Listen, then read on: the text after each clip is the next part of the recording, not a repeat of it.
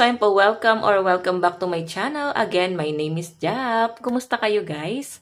Okay, so yan guys, maraming salamat po sa walang sawang pagsubaybay sa ating pong daily love reading.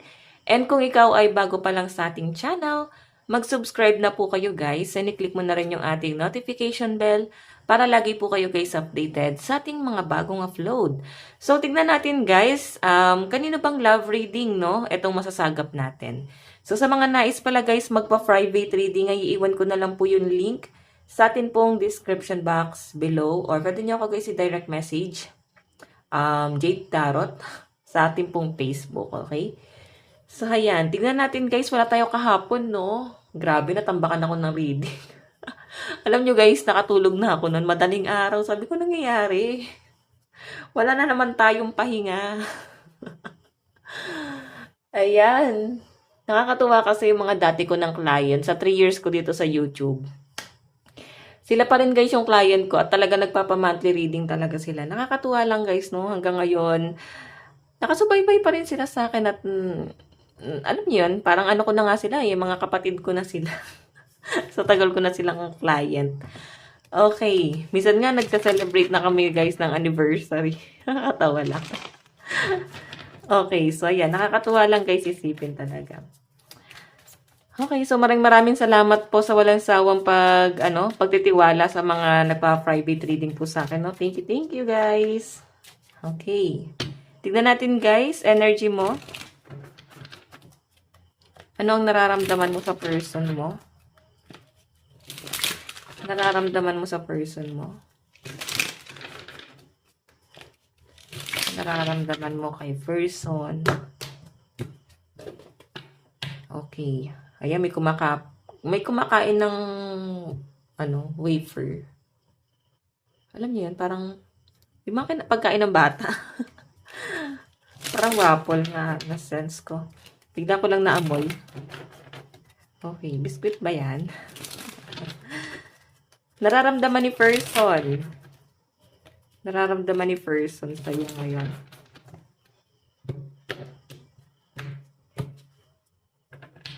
Okay.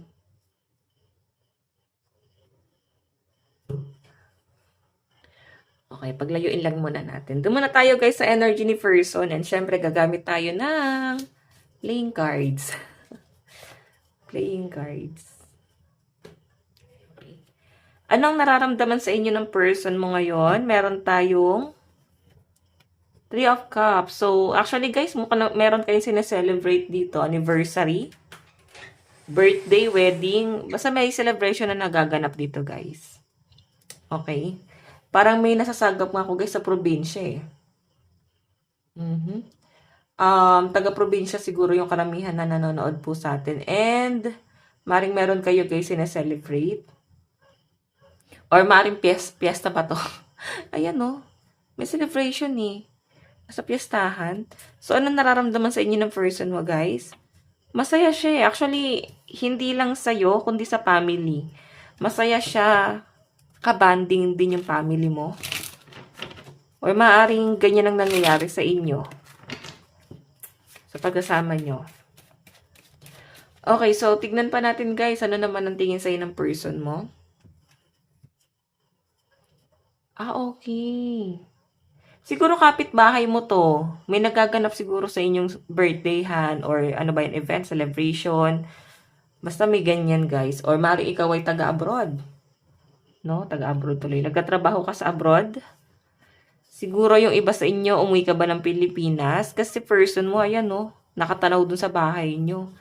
Siguro in-invite siya ng family mo. Siguro ito ay siya yung kababata mo or pwedeng karelasyon mo nung bata ka pa? Kasi parang nahihiya siya pumunta sa inyo. Kilala mo na to. So, hindi ko ma-sense talaga. Ngayon, hindi pa pinapakita sa atin kung karelasyon mo ba siya ngayon or sa past. Pero, isa lang guys, ang malinaw na nakikita ko. Nahihiyang pumunta sa inyo yung person mo.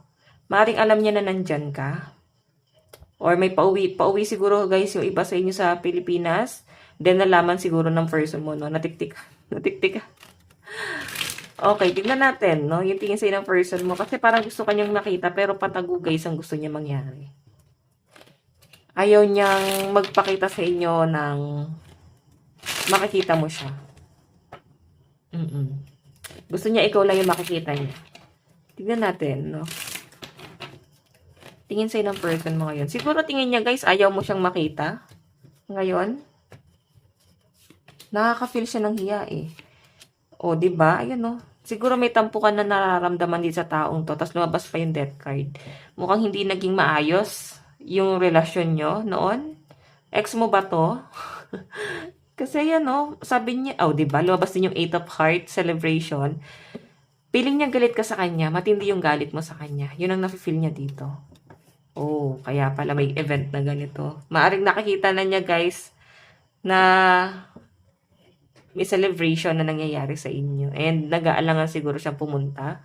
Or maaari guys na okay naman kayo, no? Wala namang pag-aaway. Pero yung family mo siguro guys, yung galit din sa taong to. Matindi siguro yung galit sa kanya ng parents mo, mga kamag-anak mo. Siguro meron siyang ginawa sa inyo sa past na hindi guys kayang tanggapin ng family mo. Okay? Kumbaga ikaw siguro napatawad mo na siya. Pero sa family mo, hindi guys eh. Tignan natin guys, ano naman po yung action ni person. Meron tayong 7 of Wands. Okay, so pinaglalaban ka niya guys. Ipaglalaban ka niya. Siguro yung iba dito, tago yung relasyon. Tignan natin na, yung action kasi guys, 7 of Wands, ipinaglalaban to eh. So, ipaglalaban ka ng person mo, nakakatuwa naman. Sana lahat pinaglalaban guys, no? Okay. Pero mukhang, ano kasi guys, wala masyadong communication. Okay, tignan natin ha. Action ni person.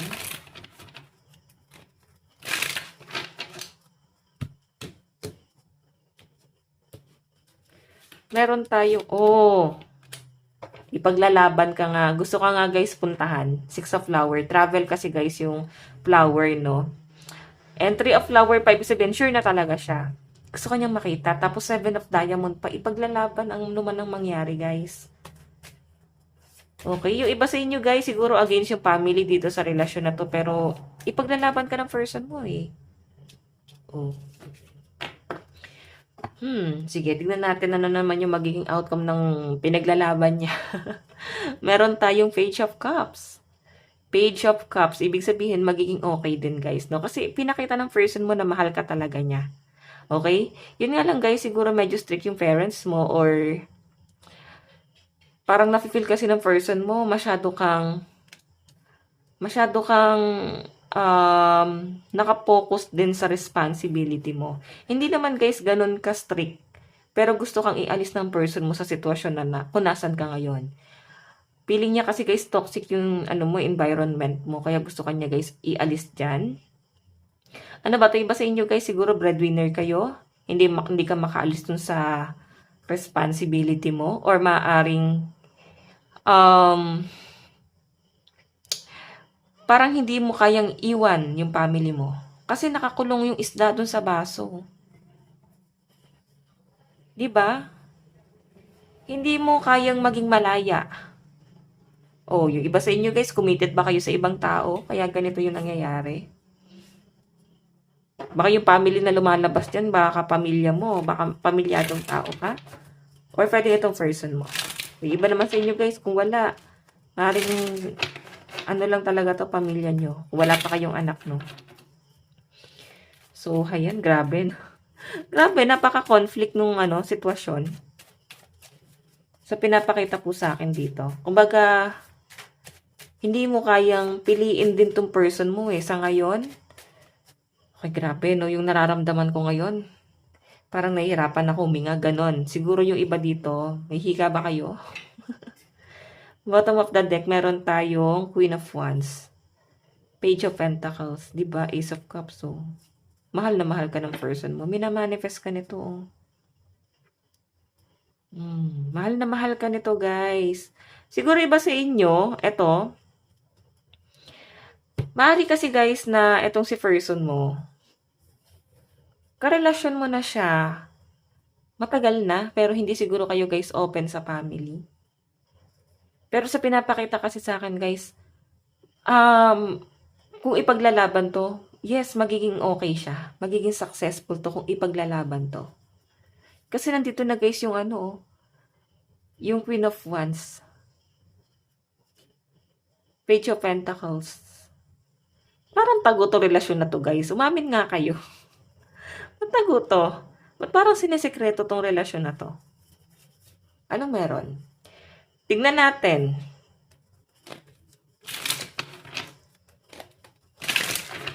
Ano yung magiging outcome?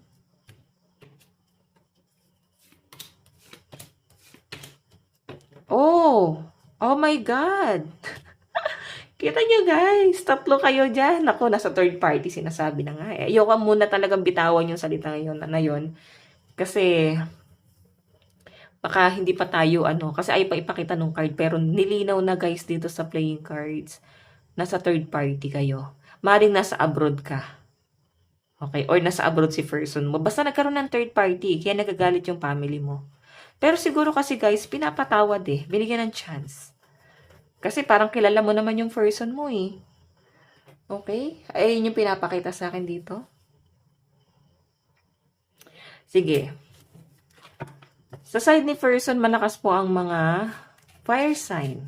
Aries, Leo, Sagittarius. Cancer, Pisces, Scorpio. Capricorn, Taurus, and Virgo. Tignan natin guys, sa side mo naman, anong nararamdaman mo sa person mo ngayon? Okay, baligtad pala yung card natin. Baligtad ba? Sige, mamaya titingnan natin. Two of Wands. Actually guys, nag-aantay ka. Siguro napapatanong yung iba sa inyo, Madam, wala naman nagpaparamdam eh. Hindi naman talaga guys nagpaparamdam kasi tignan mo. Dito pa nga lang guys sa tingin eh. Ano tingin sa'yo ng person mo? The Chariot, diba? Nag-aalangan, nagdadalawang isip. So, late niya guys marirealize to. Ipaglalaban ka nitong taong to. Ibig sabihin, hindi pa siya nangyayari ngayon. Pero ipaglalaban ka rin niya, guys, in the near future. Or yung iba sa inyo, guys, maaaring ngayon na nga po nangyayari na ipinaglalaban ka ng person mo. So, Two of Wands. Okay? Two of Wands. Nag-aantay ka rin, guys. Siguro may usapan na iba rito. Tignan natin, guys, ano naman yung... Sige, i-clarify muna natin.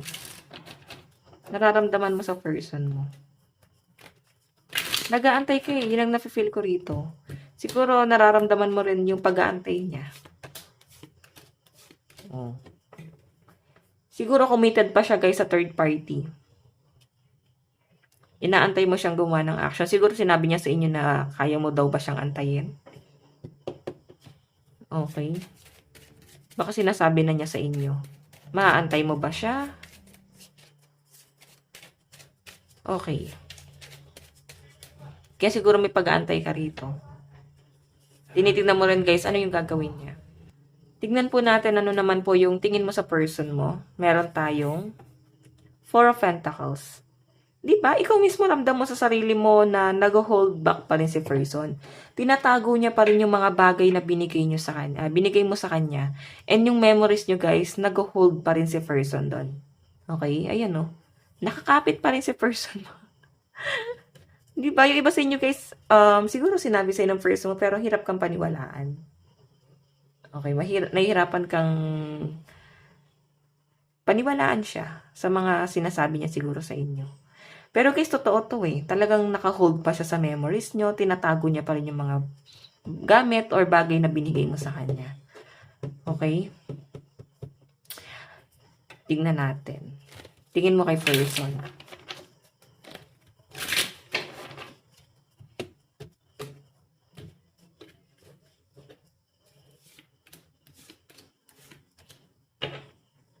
Okay. May nagsasabi sa inyo.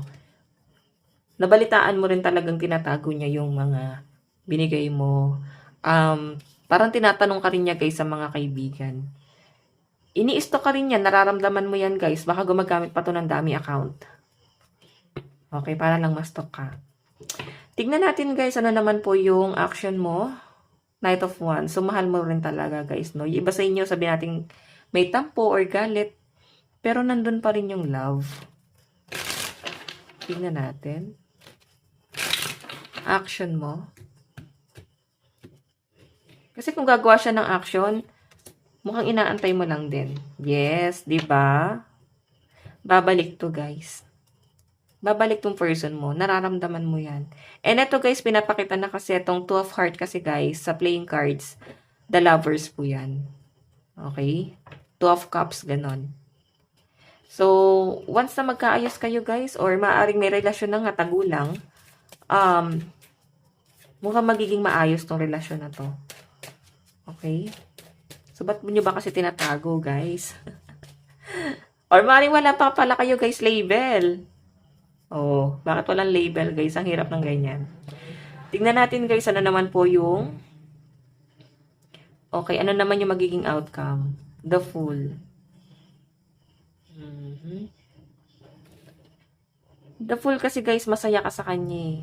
So, ilalaban mo kasi mahal mo siya at masaya ka sa taong to. Okay? Kumbaga, tatanggapin mo pa rin siya kasi sa kanya mo lang, guys, naramdaman yung love.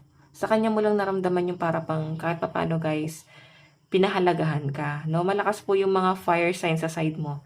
Aries, Leo, Sagittarius, and Capricorn, Taurus, Virgo. O, sabi sa inyo. Ayan, naka-reverse. Wands. Actually, yung iba sa inyo, guys, akala nyo naka-move on na kayo. Natakpan lang daw siya ng natakpan lang to ng ibang bagay. Nag-enjoy ka muna kasama yung mga friend mo or ibang tao. Nalibang ka eh.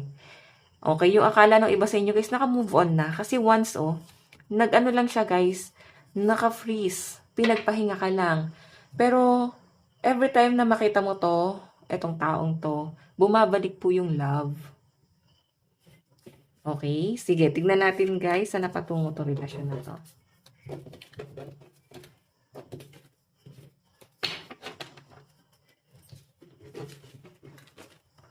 Tignan natin. Saan napatungo, Spirit Guide?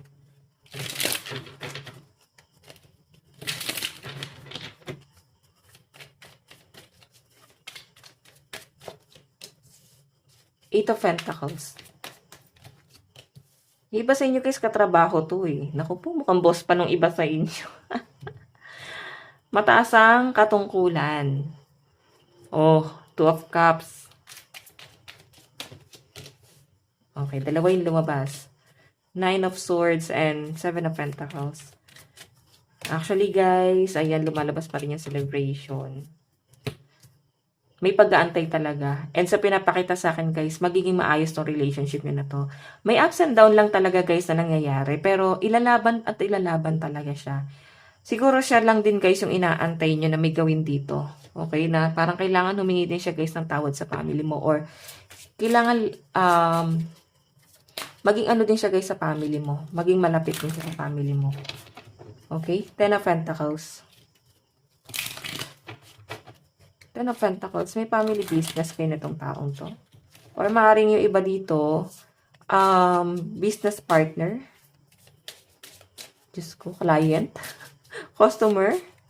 Basta may connection kayo. Okay? So, yung iba sa inyo, guys, kaya rin kayo babalik kasi maayos yung person mo pagdating sa pera. Okay? Tignan natin love advice. Meron po tayong creativity.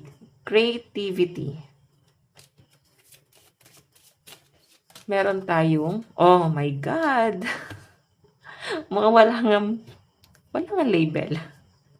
May mga bisexual, no? LGBTQ, ayan, any gender naman tayo dito.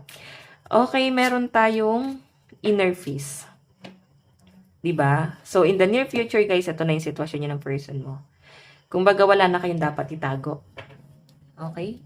Hindi niyo na guys kailangan pang pagtakpan pa o hindi niyo na kailangan maging third party pa o hindi niyo na kailangan magantay pa kung kayo ay nasa conflict, guys. Kasi itong relasyon na to, guys, nakikita ko na darating sa point na malaya na kayo, guys. Malaya na kayo sa mundo. Yung walang judgment, hindi kayo, guys, nahuhusgahan ng ibang tao. Okay? So, yan guys, ito lang po ang inyong daily love reading. Bukas po ulit. God bless and love you all. Bye-bye po.